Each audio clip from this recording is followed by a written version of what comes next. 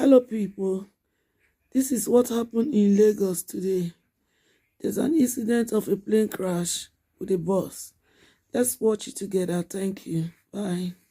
We begin with a rather sad development here in Lagos, where at least 3 persons have died and many others sustained varying degrees of injuries after a Lagos State staff bus and a commercial train had a head-on collision along Agegemoto Road.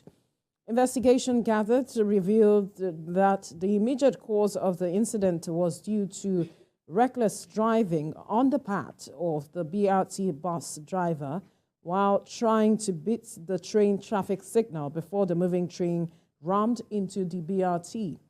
The injured victims have been administered first aid treatment by the Lagos State Emergency Management Agency's medical team and Lassam bus officials and have taken to and some have been taken to trauma center at Lasus, Ikeja, for further treatment.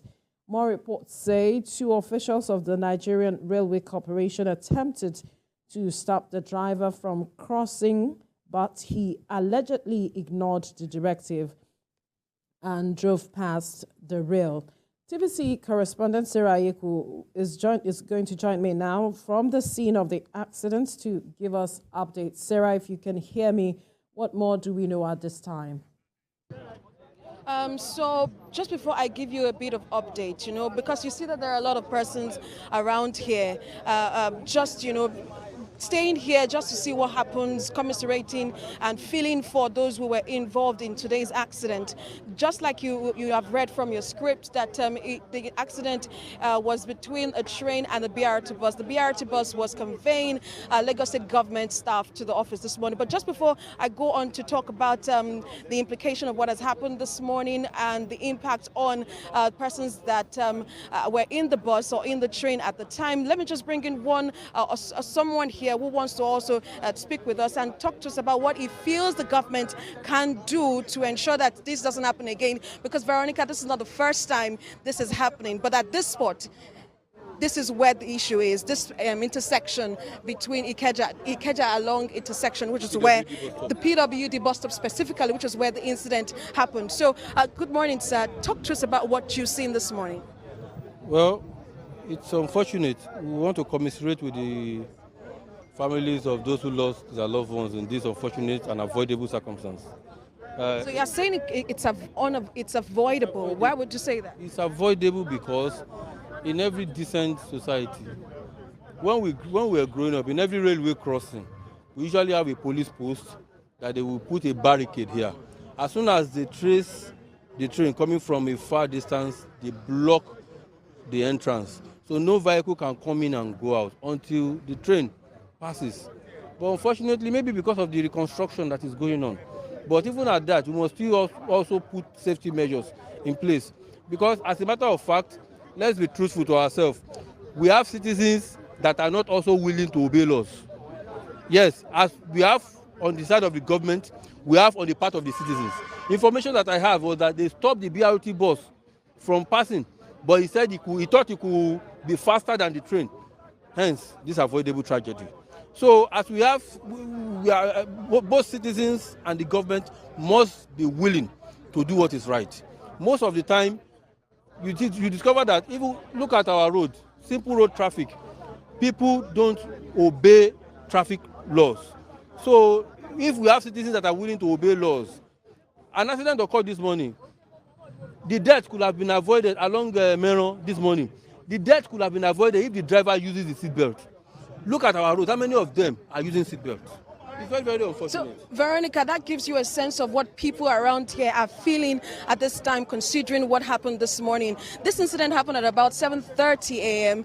While people were going to work. And, of course, you have neighbors, people around, just standing around and waiting for the day to commence. But sadly, at about 7:30 a.m., there was this collision here at the PWD bus stop, this intersection here. Right now, you see that vehicular movement has resumed on the road.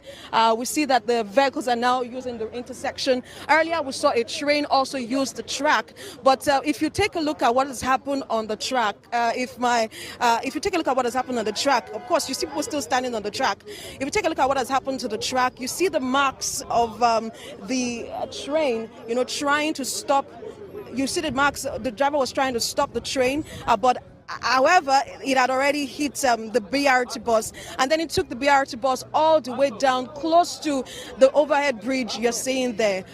Close to the overhead bridge you're seeing there, and that's where the train was able to stop with the BRT bus. But unfortunately, eyewitnesses have told me that there was a lady standing around this area. She was also affected, and then also from the bus there were some other injured persons. 84 of them have been taken to the hospital, that's Lassus in Ikeja, and then 3 bodies were recovered from this incident.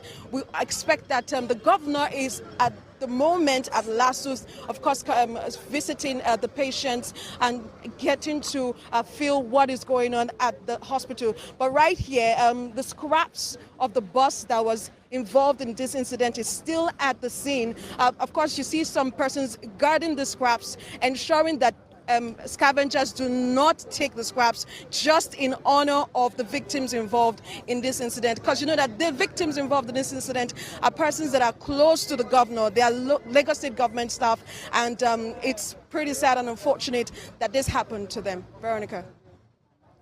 Right. Sarah, just a quick one. There are those who are wondering what the situation is with the driver of the BRT bus. So the information that we got is that the BRT driver was able to escape.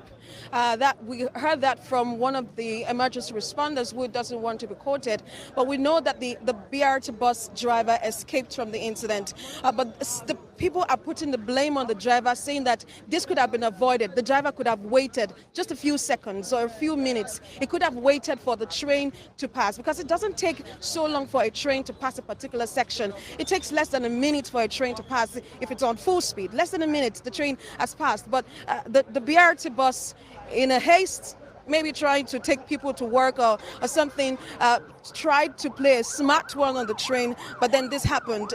Emergency responders, of course, and people around are saying that the government should do more, apart from the fact that people should also be cautious about how they use a road and also obey traffic laws, that the government should at least put, even though reconstruction is ongoing at various sections of the rail line, the government could put up security or safety measures at this spot to ensure that people adhere, to the traffic laws. Because at these sections, you have traffic law enforcement agencies at this sections. Just at the corner there, you see LASMA officials there. At some other places, you see FRSC officials also stationed at some places along the rail line. But majorly, when this incident happened, you had the people, be the first responders before the official emergency responders got to the scene. The people were the first responders, helping people get out of the bus, helping those who were in the train at the time this incident happened.